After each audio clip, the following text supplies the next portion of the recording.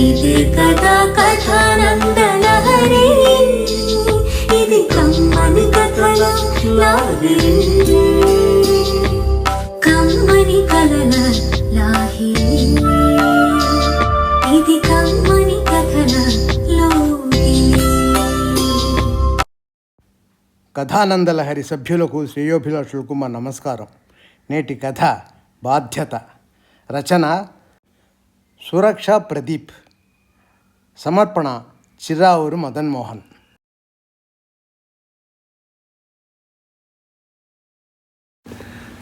రామారావు సీతాదేవి దంపతులకు అర్జున్ అనే అబ్బాయి. మధ్యతరగతి కుటుంబంలో నుండి కష్టపడి చదువుకుని పైకొచ్చిన రామారావుకి ఆ ఏడు అతను ఉద్యోగం చేస్తున్న బ్యాంకులో ప్రమోషన్లో పెద్ద ఆఫీసర్ ఉద్యోగం వచ్చింది. సీతాదేవికి కూడా అదే ఊర్లో గవర్నమెంట్ జూనియర్ కాలేజీలో లెక్చరర్ ఉద్యోగం వచ్చింది. ఇంటిల్లిపాది సంతోషంతో పండగ చేసుకున్నంత పనైంది. ఇప్పుడు ఆ రామారావు కుటుంబం మధ్యతరగతి నుండి కాస్త పైమెట్టుకు వెళ్ళిందనే చెప్పాలి. అంతా తమ కొడుకు అదృష్టమేనని పొంగిపోయారు దంపతులు, బామ్మ, తాతయ్యలు. మొన్ననే రామారావు ఓ కారు కూడా కొన్నాడు. అందువల్ల అందరూ అర్జున్ను అల్లారు ముద్దుగా పెంచుకొని వాడికి ఏం కావాలో, ఏం అడిగాడో అన్నింటినీ వెంటనే కొనివ్వటం మొదలుపెట్టారు. ఇప్పుడు అర్జున్ దగ్గర లేని ఆట వస్తువులు లేవు. 3 కాళ్ళ సైకిళ్ళు, 2 చక్రాల సైకిళ్ళు, ఎన్నో ఎలక్ట్రానిక్ ఆటోమేటిక్ బొమ్మలు, షూలు, సాక్సులు, చెప్పులు, ఇలా పనికొచ్చేవి, పనికిరానివి అతని మీది గారాబంతో బహుమతులు కుమ్మరిస్తున్నారు అమాయకపు ప్రేమతో. ఇప్పుడు అర్జున్కు 6 ఏళ్ళు. రోజు స్కూల్కి వెళ్ళి వస్తున్నాడు. అప్పుడే అతని దగ్గర సెల్ ఫోను, ఐప్యాడ్, మొన్న వాళ్ళ మామయ్య దుబాయ్ నుంచి వచ్చినప్పుడు ల్యాప్టాప్, కంప్యూటరు, వీడియో గేమ్లు కొనుక్కొచ్చి ఇచ్చాడు. స్కూల్కి వెళ్ళి వచ్చిన తర్వాత అస్తమానం ఆ సెల్ ఫోన్లో, ఐప్యాడ్లలో రీళ్లు, యూట్యూబ్లు, వీడియో గేమ్లు ఆడుకోవటమే పని. దానివల్ల అతని ధ్యాస చదువు మీద నుండి అతని దగ్గర ఎలక్ట్రానిక్ గ్యాడ్జెట్స్ మీద మళ్ళింది. లెక్చరర్ అయిన అమ్మ, తాత ఎవరైనా అతన్ని చదువుకోమంటే కస్సున లేస్తాడు. రోజుకు 6 గంటల పైన స్కూల్లో ఉండి వస్తున్నాను, ఆ మాత్రం రిలాక్స్ అవ్వకూడదా అని ఎదురు ప్రశ్న వేస్తాడు. అందరూ అది విని నవ్వి గారాబంతో ఊరుకునేవాళ్ళు.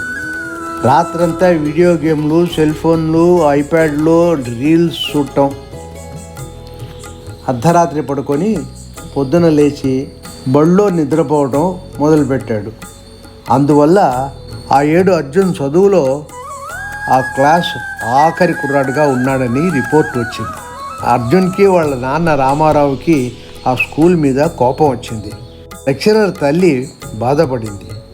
తాత మౌనంగా ఉండిపోయాడు. బామ్మ వాడికి బాధ్యతాయుతమైన మంచి బుద్ధి ఇవ్వమని దేవుణ్ణి ప్రార్థించుకుంది.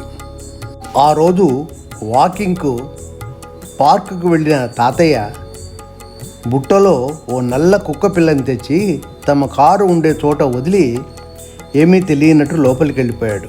ఆడుకోవడానికి అక్కడికి వచ్చిన అర్జున్ ఆ కుక్కను చూసి మోసపడ్డాడు.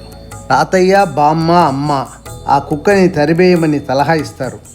ఇంతలో వాళ్ళ నాన్న వచ్చి వాడికి ఇష్టంగా ఉంటే పెంచుకొని అని అంటాడు.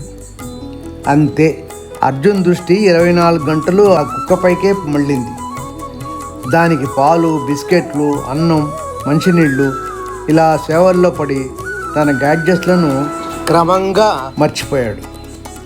అది పొద్దున్నే కుయ్ కుయ్ అని అరుస్తుంటే నిద్ర లేచి దాన్ని అటెండ్ చేయటం మొదలుపెట్టాడు.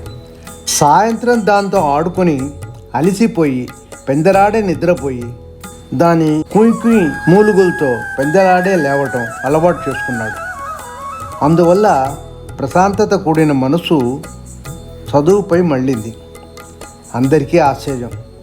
ఆ ఏడు అర్జున్ మంచి మార్కులతో పాస్ అయ్యాడు.